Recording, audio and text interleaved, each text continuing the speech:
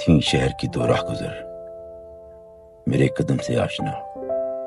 ایک راستہ تیرے گھر کو تھا، ایک راستہ میرے گھر کو تھا. تیری راہ گزر سے عشق تھا، میرے لاشعور میں نقص تھا. وہاں لو لگے ٹھنڈی ہوا، جاڑا لگے بہار سا. ہر ذرے سے تھا آشنا، تلسم زدہ سا سلسلہ. پھر تو کوچ شہر سے کر گیا، شاہ کا سحر بھی مر گیا. لیکن کشش باقی رہی، مجھے اپنی اور لے چلی. اب تھے نہیں وہ بہت سے، ویران تھے وہ راستے. اجاڑ تھا ہر ایک شجر، بنجر وہ گلستان تھا.